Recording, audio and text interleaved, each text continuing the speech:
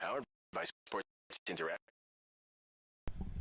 Well, hello, Winnipeg Jets fans. Welcome back to Game Over Winnipeg. My name is Lyss, and I wanted to wish you all a happy Valentine's Day, particularly to my number one true love, a Winnipeg Jets win. I am so excited to be here with you today. My name is Lyss, as always, and I am joined by the fantastic Shayna Goldman from The Athletic. Shayna, thank you so much for joining me today. Thanks for having me. So we're super excited to break down this 3-2 Winnipeg Jets shootout win today, which, Shayna, believe it or not, I don't know what broadcast you were listening to or if they mentioned this at all, but this is the first game that the Winnipeg Jets have gone to a shootout in this year.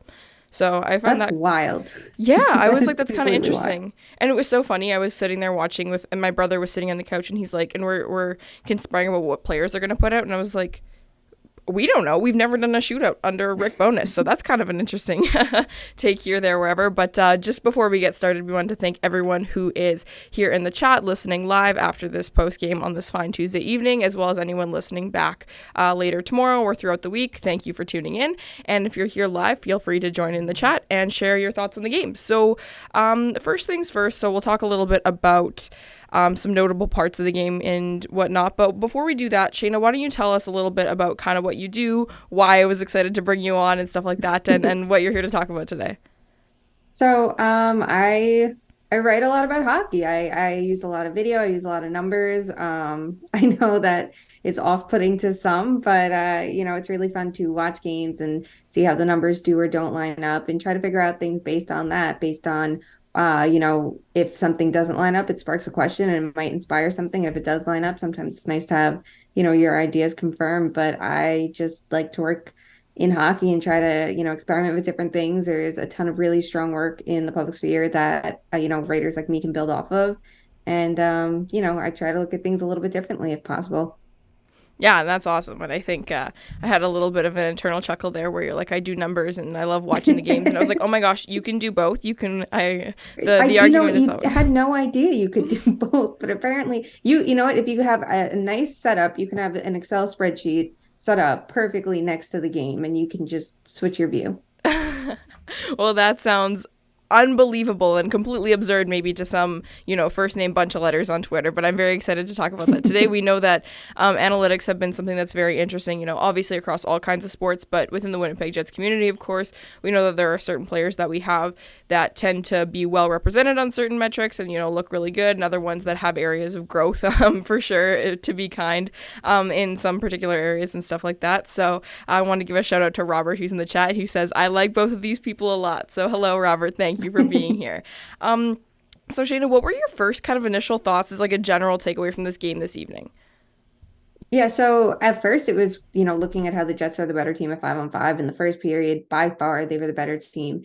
And in the second period, you saw the Kraken capitalize on lucky bounces right there. And that is just how it goes. So it's all about how you manage momentum and, keep playing to your strengths. It felt like that started to slip away a little bit from the Jets. You saw that last like 6 or 7 minutes of the second period. They started to pick it up, the Kraken, but really it was interesting to see like the Jets at 5-on-5 were the better team throughout, but maybe not to the extent they should have been. And, the fact that they managed the win, though, that is, at the end of the day, all that matters. But it's just a little bit interesting because you have two teams here, in my opinion, who should be looking at similar players on the market. I think the Jets can go a little bit more rentally than the Kraken could, but it's the Kraken without their star power, the little bit that they have in Andre Burakovsky and, a really strong goaltending performance from Philip Grubauer. And I feel like it's a similar situation that the Jets have found themselves in years past, right? Like really, really, really strong goaltending, but the team isn't performing up to par. So, now they're the ones on the other side of it. They didn't have perfect goaltending tonight. They probably don't have that same confidence in net. You could see the way David Riddick plays is very different than Connor Hellenbuck. So, I think from that perspective too, it was interesting. This is a totally different year, a totally different game, right here for the Jets than years past. So it's intriguing to see like how they're different now. Yeah, absolutely. And I do think that it was funny. I was on a podcast the other day talking with some guys, and we were talking about teams that we didn't want to see in the Western Conference in the playoffs in any capacity. And one of the guys had spent a lot of time watching some Kraken. He's like, I don't want to see this team. He was talking about things like their depth, this, that, whatever.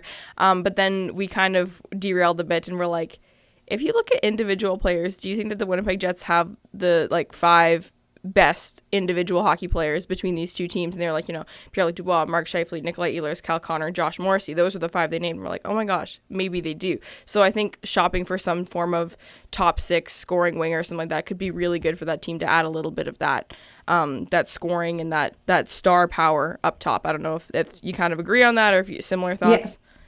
Yeah. So it's interesting you bring up the top 5 players. So something I worked on that ran today actually was looking at every team's cores, and I picked out 5 players that made sense as the core, and that can differ in different teams. It could be the traditional sense of that's the cornerstone of the team. It could be the best player, the highest paid player. It's a combination of it, and the Jets core does put them in that like win now territory.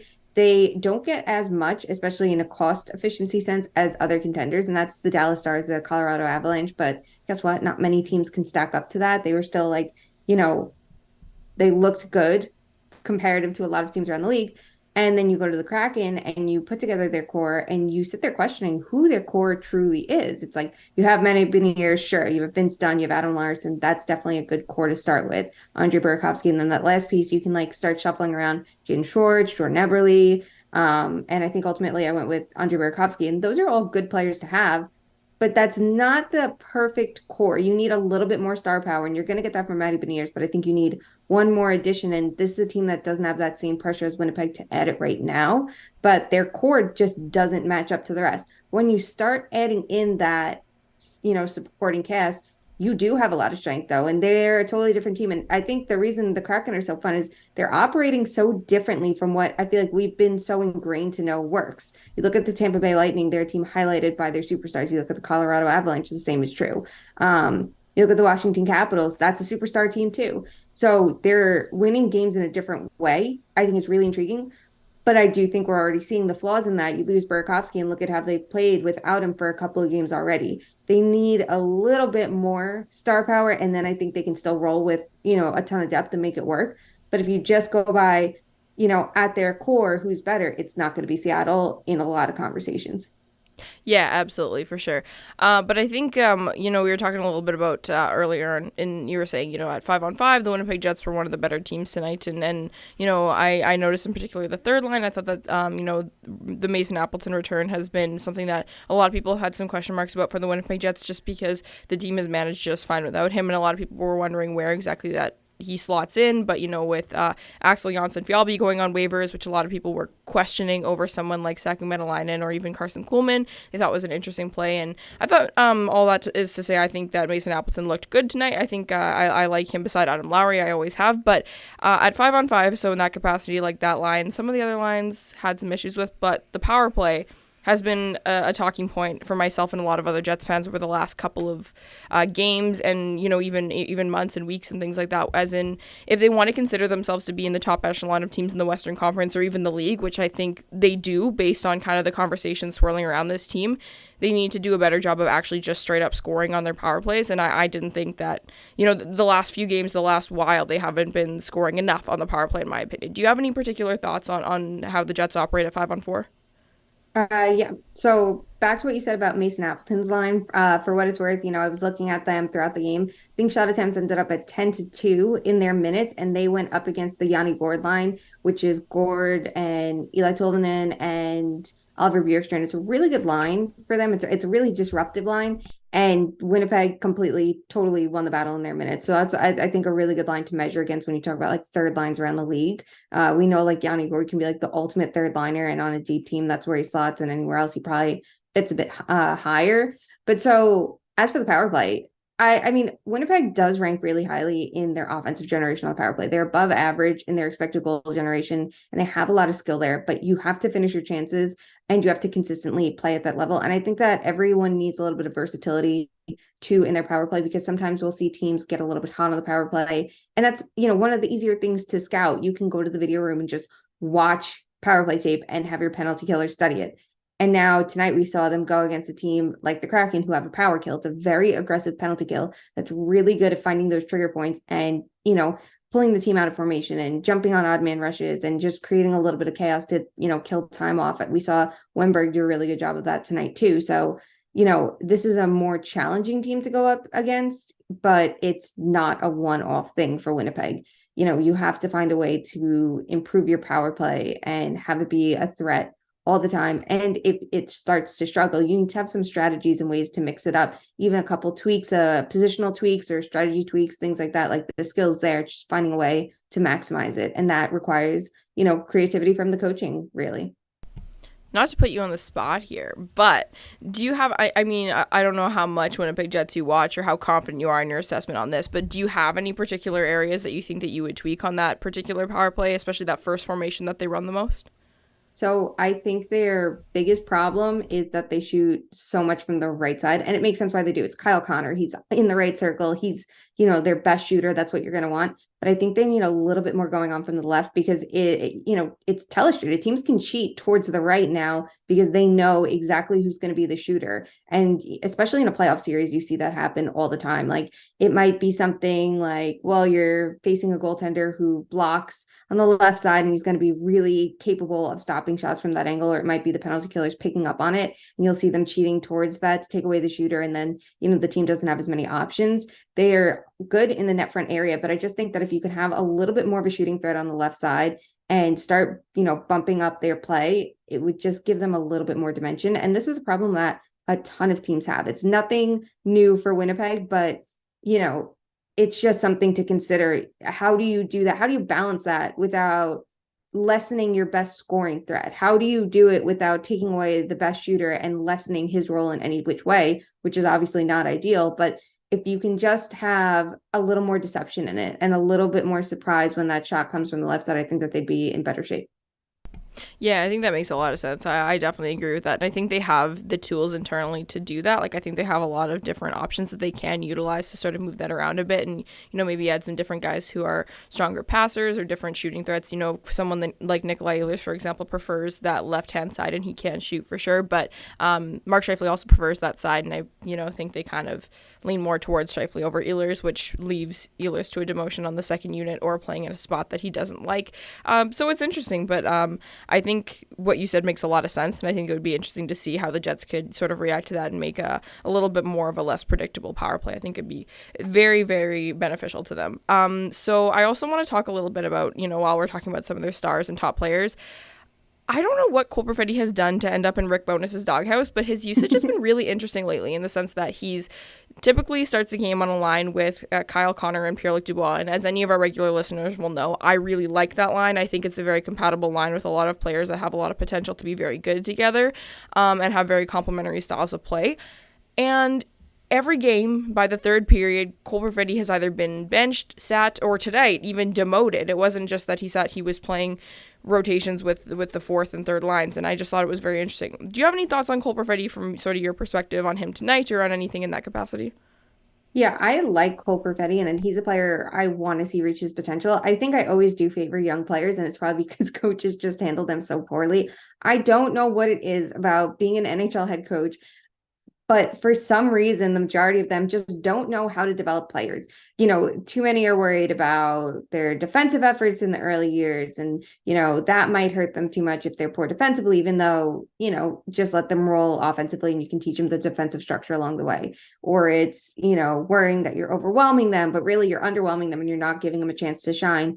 And then I think eventually that kind of builds up and you see players have problems with their confidence because if they make a mistake, they're going to be on the bench. You can't take a risk, which is what you should be, asked to do. If you're an offensive player, you have to take a risk for things to work out. It's just the way it goes. It's the same thing as, looking at someone saying, well, they have so many takeaways, but look at the giveaways. Like it's a risk you have to take. If you possess the puck, you're going to lose the puck. And that's what you want Cole Perfetti to do because at his best, he's a good shooter on this team. He's someone who can generate his own scoring chances. He's someone that ranks pretty highly in that behind players like Pierre-Luc Dubois. So when you have a lot of players who are good at the playmaking, it helps to have, another strong shooter, another shooting threat. You can't constantly sit them on the bench and think that's how they're going to develop.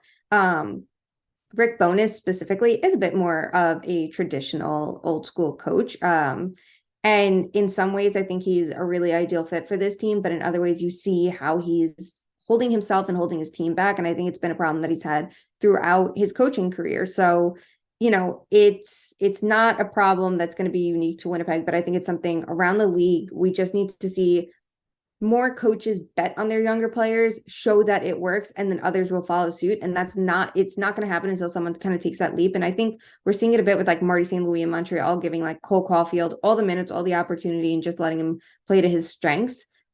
But until, they start winning, or until, more coaches do it around the league, I just don't think it's going to catch on. I don't think the traditional old school coaches are ever going to jump onto the trend. So that's, one problem.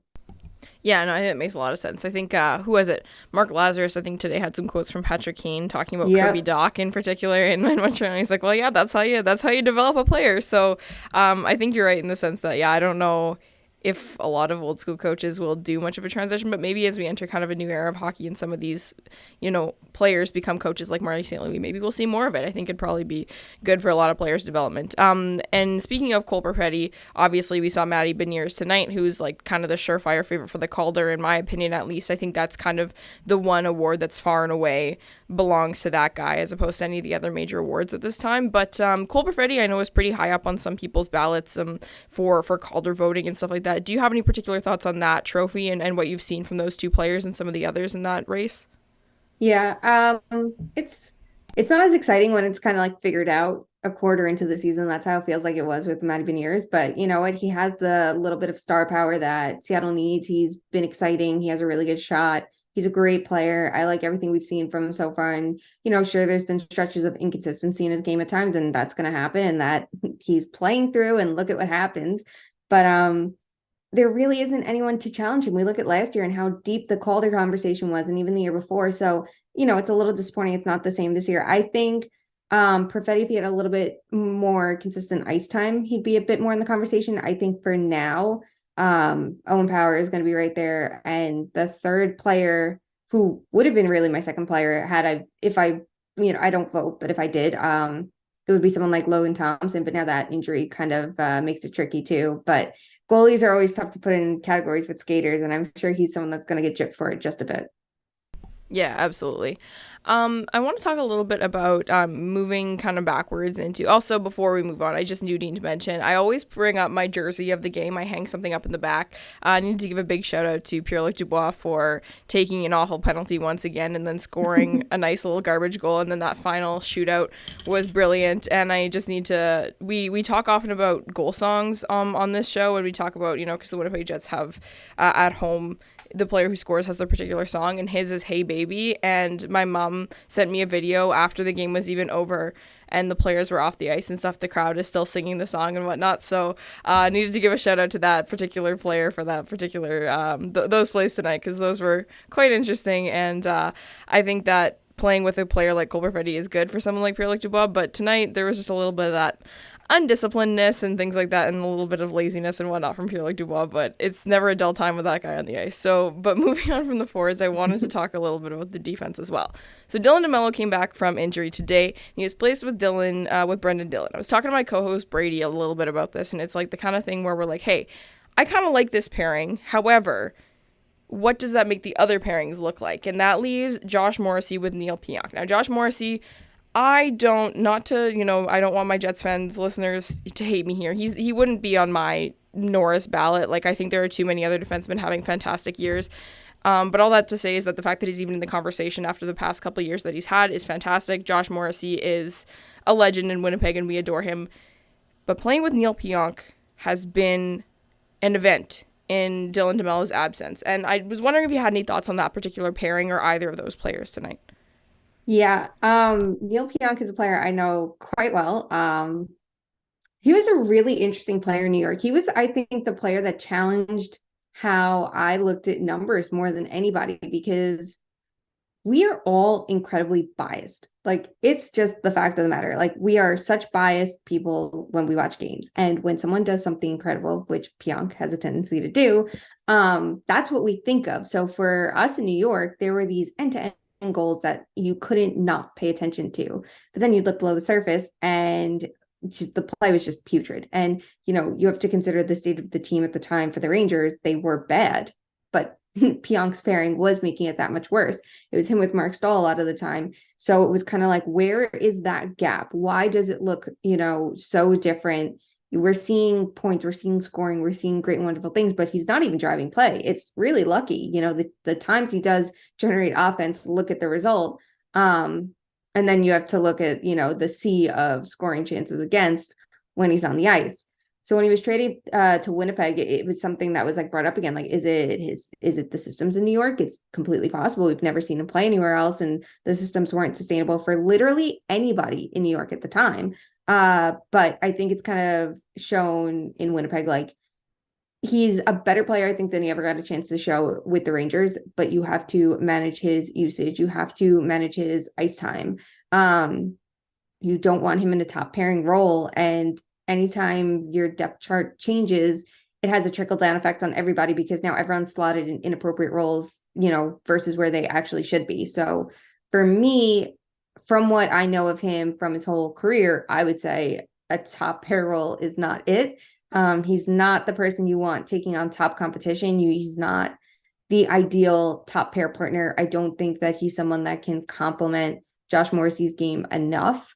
But sometimes coaches look at it and go, well, this player is so good that he can drag this player along and it'll be no problem. Or again, it's the bias. It's the look at the amazing shot block. This is what I think of when I think of him. And that's why it helps to have, for organizations to have like a gut check, so they can make sure that like everything's actually sustainable below the surface, and it's not just like the one play that comes to mind. So for me, do I recommend him as a top pairing defenseman? No, not at all. No, I would not want that if I were the Jets. And I think there's an interesting conversation to have, like, what would happen if they added one more defenseman? Like, I'm going through expanding on the 5-player core to the 10-player contender checklist, and Winnipeg's on there. And it's like, if they could get one more defenseman and knock everyone down into a peg into a more appropriate role, like, I think that would be really good for them. But I just don't think you can throw someone that high in the lineup and go, let's hope this sticks. Yeah, no, I think that makes a lot of sense too. And I think that that's something that a lot of people particularly notice with defensemen, at least. I think you make a great point about the isolated plays, like things like the big hits, the big blocks, the big shots, and things like that, that kind of overcorrect what we've analyzed from the lesser parts. And the lesser parts are always a huge, huge, huge aspect of a defenseman's game, because not everything that they do is super noticeable. And I think that's something that maybe we'll talk a little bit about Dylan DeMello. That's something a lot of us have screamed from the rooftops about that player, is something that it's not as much about the big flashy plays, good or bad, because some of those players that do make those really big, awesome plays are also the ones who make the most notable errors, just kind of based on their style of play. They're really bad giveaways, or they're really bad because, they've pinched to make a really nice shot and it just completely backfires on them. So someone like Dylan DeMello is a little bit more of the reserve player that has, people talk about, oh, he's a defensive defenseman. He also has a lot of great offensive qualities, but it's not a big shot. It's a more direct pass. It's a more strategic pass and stuff like that. Do you have any thoughts on that player in particular? And do you think that he's a good fit with Josh Morrissey? I think that he could be. It's tough because you sometimes don't know how a player is going to respond to the jump in workload. And it's like, there's the two parts of it. Quality of teammates can be the most influential factor on a player's like shot rates. So if you're playing with Josh Morrissey, who is the team's best defenseman, it may trickle down and have a great effect on your game. But on the flip side, it's, can you take on top minutes? Can you take on top forwards? Are you going to drag down the player that the Jets obviously want to be elevating? So it's like a slippery slope there, but I think that they should try it. I don't see why not when you look at the roster and go, well, truly, what are your options? You have to mix and match and see what works. And maybe a pairing has better results than you thought. Maybe their games are a little bit more complementary than you thought. And if you can be, if you're not flashy as a defenseman, it's not a bad thing. I think we get so like wrapped up in like defensemen who can score, and they are super important to have. But like, at the end of the day, if you're a good defenseman in this league, you're in this day and age, you're pushing the pace of play, you're playing that puck possession game. Yes.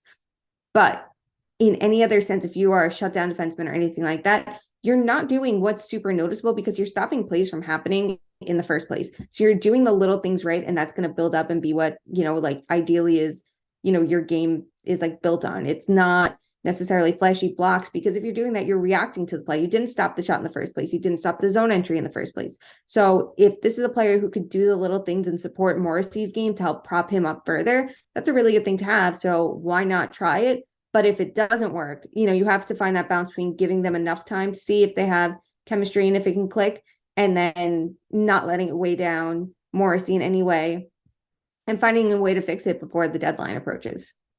Yeah, absolutely. I think it's only a matter of time before they put those two players back together. I think it was Rick Bowness himself who said, like, less than a month ago that Dylan DeMello was the optimal partner for a player like Josh Morrissey. And even though Dylan DeMello is back now, maybe it was a workload thing, but they still play Brendan Dillon a lot and stuff. But yeah, they didn't put them back together. And I think it's almost impressive that Neil Pionk can have such an impact on someone like Josh Morrissey's results, but not impressive in a good way. And I was looking at a couple of different, some money puck and some of those stat cards that come out afterwards, and some of the heat maps that got to shout out our friend Winnipeg Chief on Twitter. He brings up awesome numbers after every game and sort of pinpoints some important details. And it's very alarming to see that. And I think, like you said, a lesser role will probably help everyone, including the player, and the opposition will be, better suited to play against that player in a different role as opposed to on the top pairing with Josh. But we have a little bit of time left, so I kind of just wanted to talk a little bit more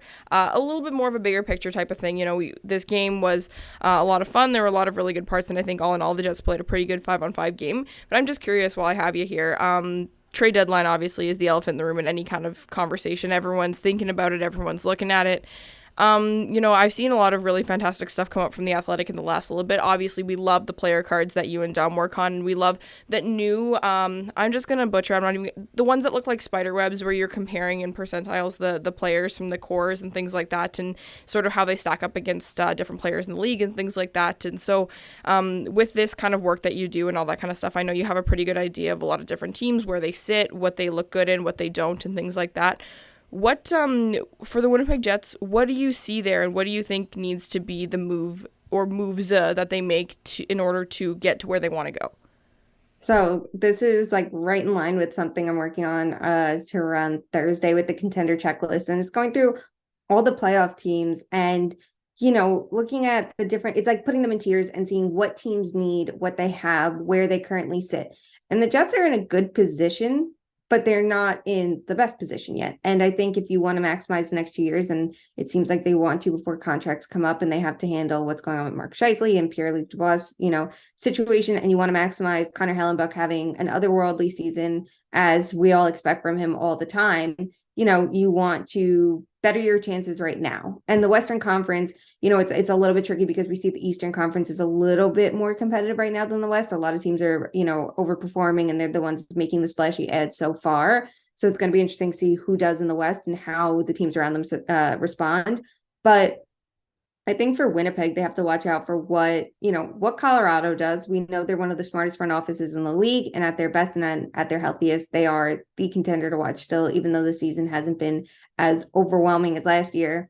Team like the Dallas Stars is a team that the Jets have to watch for too, because they might make a forward ad and they might compete for the same players that the Jets go for. So that's something they really have to watch. But if I'm Winnipeg and I'm looking at my roster, I know they generally don't go super splashy, but I think this is the time to do it. Obviously, they should be in on any Timo Meier conversations, because the tier that he's on is so much higher than everybody else.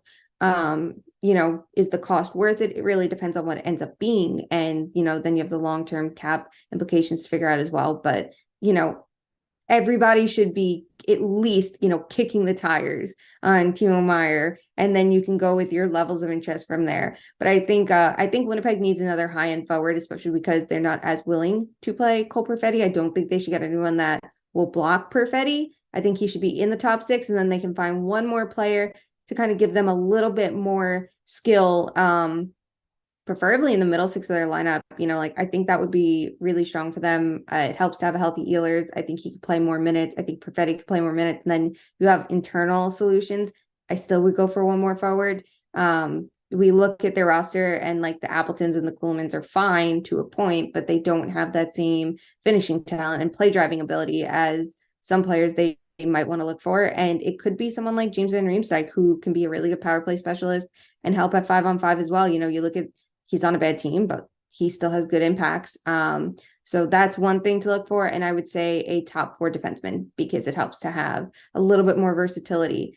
For that, obviously, the biggest name on the market is going to be Jacob Chikrin. He's someone everybody should be looking at because he's a very, very, very good player, and he'll be better in a different system, and he can play both sides of the lineup. But there's going to be the lesser options too, the Gavrikovs, as long as they're not going for first and second round picks, because we know how teams can overspend on depth defenders. But yeah, middle 6 winger, top 4 defenseman. And I know that is asking for a lot, but it's not like this team generally spends that much and, moves too many assets out that I think they can afford it. Yeah, absolutely. And I think I have a couple comments on that. But before I do so, before I jump into an interesting comment I just got in the chat, I'm going to go do a quick read from our sponsors here. So want to bet? Then get in on the action at Sports Interaction. The boys of summer are back on the diamond and March Madness is on deck. Bet pregame, live and play, or on one of our many prop bets. Sports Interaction makes it easy to deposit, play, and catch out. Head to sportsinteraction.com/SDPN. That's sportsinteraction.com/SDPN 19+. Please play responsibly. So I think it's really interesting that you mentioned James Van Riemsdyk. Like, that's obvious. Like, that's a huge, huge, huge look that I've been looking at that player, kind of just in the whole.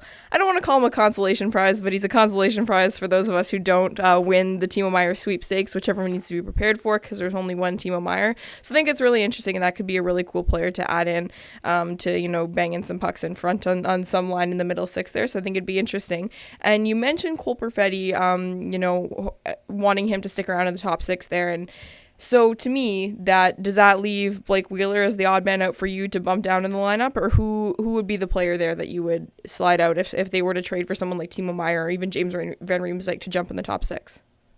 If you trade for someone like Timo Meier, like, anyone could slip out, and it's really not a knock to their game. I do really like what we've seen from Blake Wheeler this year. He's been so much better, really having a bounce back season. So, with James Van Riemsdyk, I think he would be fine on the third line at, even strength, and be that middle 6 winger then.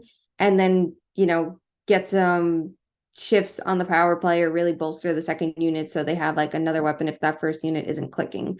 I don't think many players would really make the cut for the top 6, honestly, for who's available, even if, we see teams go for players like Brock Besser. Like, I'm not sure he's a bona fide top 6 player as he is right now. I think he needs a little bit of work to get there again and has some like weak defensive impacts, but I think it could work if you go for the Van Riemsdyks of the world. That is your third line player and power play specialist. That might be ideal, but anything to like boost that middle 6, I think, is the direction they need to go. But yeah, if Blake Wheeler moves down to the third line because you have Timo Meier, that's not a bad problem to have. That's, no one's going to complain that they have too much forward depth.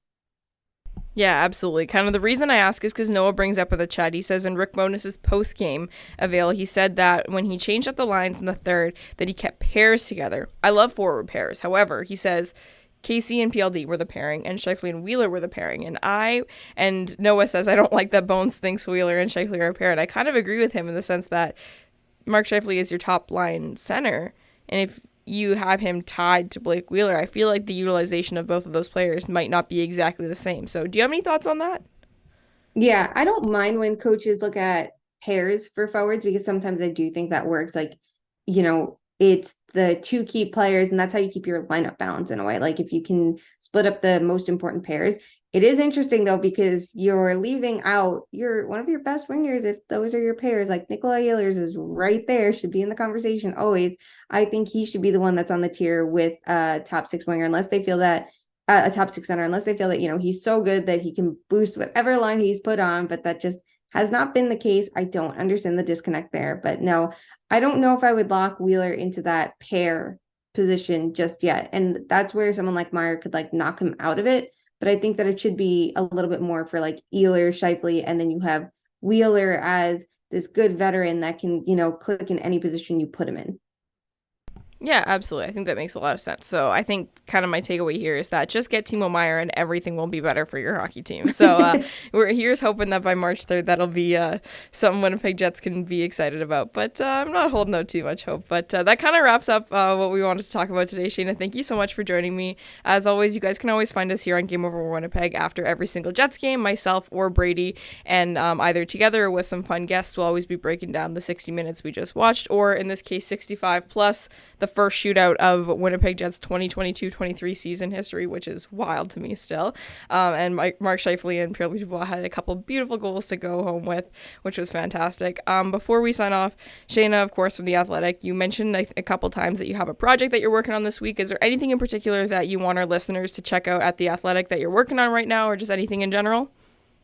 Yeah, so if you want, check out the story about player cores that ran today, or the contender checklist that runs on Thursday. There's going to be a ton of, ton more deadline content that I'm doing over the next couple weeks. So that'll be there. And the only other thing is, go listen to the Too Many Men podcast. Absolutely. Yeah, it's definitely one of my favorites. Everyone knows that as ironic as it is that I do a show, I don't love listening to podcasts. I'm much more of a music person, but Too Many Men is definitely one of my favorites. Allison and Sarah and Shayna are three of the best in the industry, so it's a ton of fun to get to watch. So Shayna, thank you again so much for joining us. We really appreciate it. Thank you everyone for joining in the chat, for listening live, or for listening back tomorrow. And we'll be back later this week. We play Columbus on Thursday, so Brady and I will be breaking down that game. Of course, the noted Patrick Laine game is always a fun one to talk about, so you'll find us there.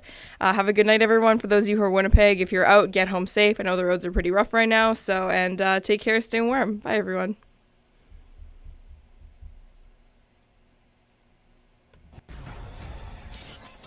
Game over!